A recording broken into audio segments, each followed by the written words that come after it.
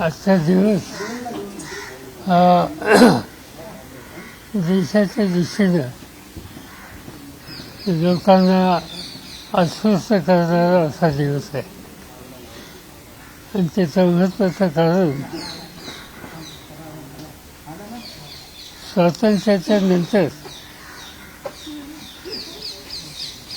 अनेक वर्ष वेगवेगळ्या पद्धतीनं देशाची सेवा करण्याच्यासाठी डॉक्टर मनमोहन सिंगांनी योगदान दिलं.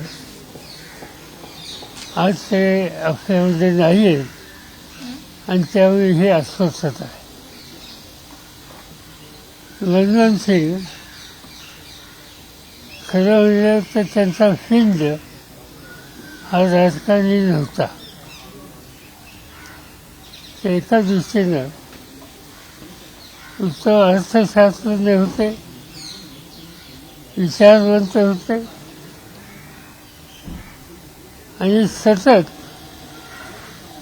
उद्याचं देशाचं भवितव्य हे घडवण्याच्यासाठी काय करण्याची आवश्यकता आहे याचा विचार करण्याची भूमिका घेत होते.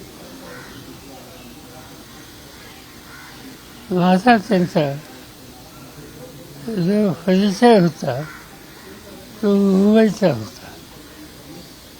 मी महाराष्ट्राचा मुख्यमंत्री होतो आणि त्या काळामध्ये रिझर्व्ह बँकेचे ते गव्हर्नर म्हणून मुंबईमध्ये काम करत होते.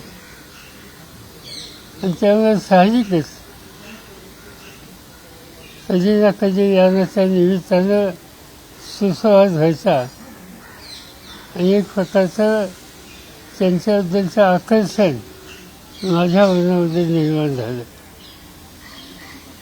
नंतरच्या काळामध्ये चंद्रशेखर देशाचे प्रधानमंत्री झाले आणि चंद्रशेखरनं आर्थिक सल्लागार म्हणून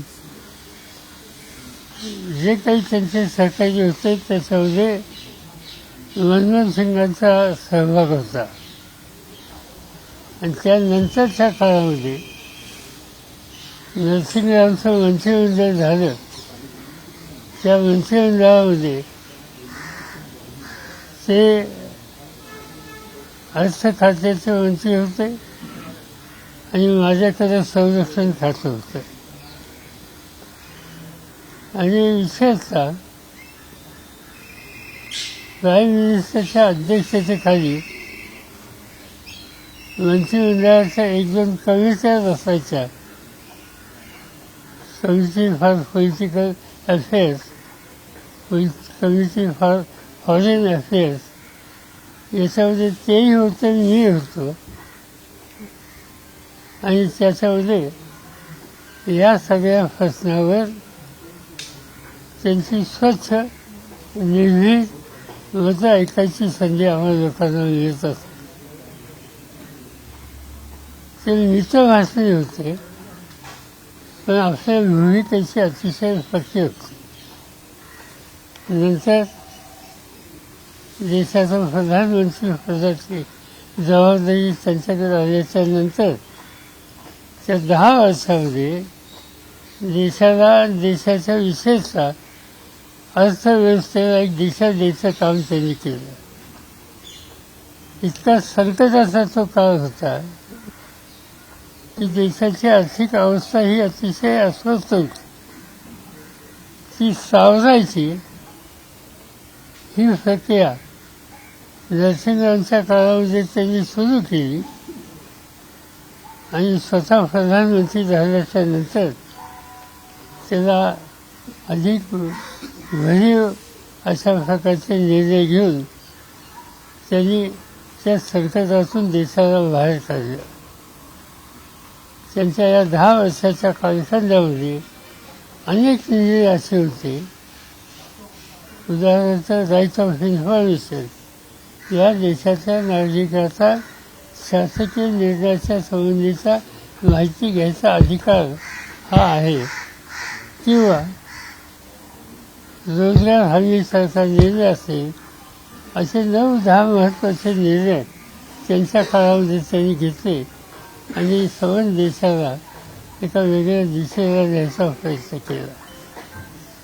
आंतरराष्ट्रीय पातळीवरसुद्धा त्यांची प्रतिष्ठा उंची होती आणि अशा एका कर्तृत्वान स्वच्छ चारित्र्य संपन्न भारत मातेच्या सुपुत्राला आज देश उठलेला आहे.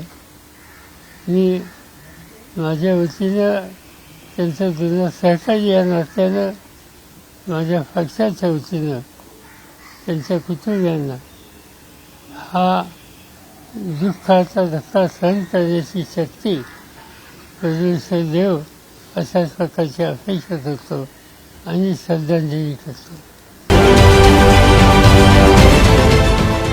देश विदेशातील प्रत्येक घडामोडींचे लाईव्ह अपडेट मिळवण्यासाठी आता साम टीव्हीच्या सर्व सोशल मीडिया प्लॅटफॉर्मला लाईक, फॉलो आणि सबस्क्राईब करा. तसंच सर्व नोटिफिकेशनसाठी बेल आयकॉन प्रेस करायला विसरू नका.